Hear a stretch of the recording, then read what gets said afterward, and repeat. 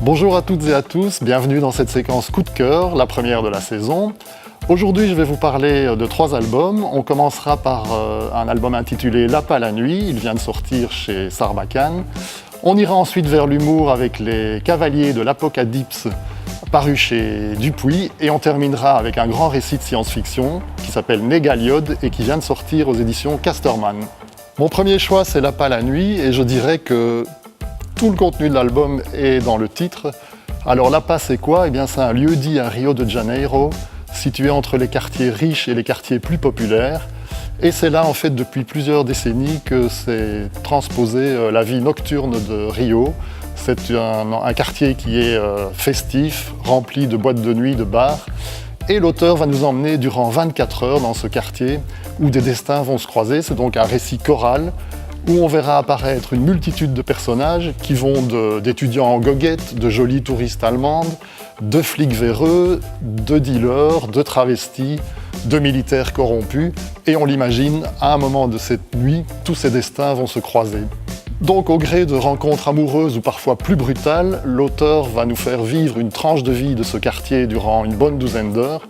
Et quand l'aube revient sur l'appât, on a l'impression que tout semble s'apaiser. Et pourtant, cette nuit, on le verra, aura laissé des traces dans les cœurs et dans les corps.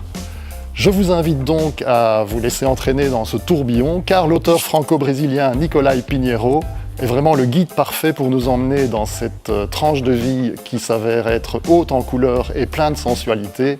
Brésil oblige.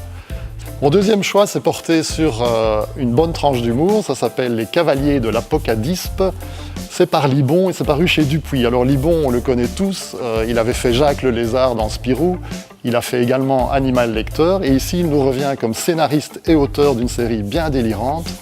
Alors en fait, de quoi s'agit-il? Ces 3 cavaliers, en fait, ce sont 3 jeunes gamins qui ne font que des bêtises. Libon leur a donné une forme animale, il y en a un qui est représenté par un koala, un autre par un petit poulet et l'autre c'est un perroquet. Et en fait cet aspect non humain permet à l'auteur de fourrer ces personnages dans des situations un peu trash, sans que ce soit trop choquant, puisque la série s'adresse autant aux adultes qu'aux enfants à partir de 10 ans. Petits et grands pourront donc rire et se marrer aux facéties de ces 3 gamins très turbulents. Où qu'ils soient en fait dans la cour de récréation de leur école, au musée du Louvre, en pique-nique dans un parc ou au foot, ils n'en ratent pas une et tout est prétexte à des situations absurdes et complètement catastrophiques. Pas étonnant lorsqu'on sait que Libon revendique comme maître en humour l'inénarrable Gottlieb, les Monty Python ou aussi le Muppet Show. À lire et à rire sans modération donc, ça s'appelle Les Cavaliers de l'Apocalypse. Je ne l'ai pas bien dit, mais c'est pas grave, c'est paru chez Dupuis et c'est par Libon. Mon troisième choix s'est porté sur Négaliode, paru chez Casterman. C'est un grand récit de science-fiction, un one-shot de 200 pages, qui nous emmène dans un monde futuriste qui se partage entre 2 décors très spécifiques.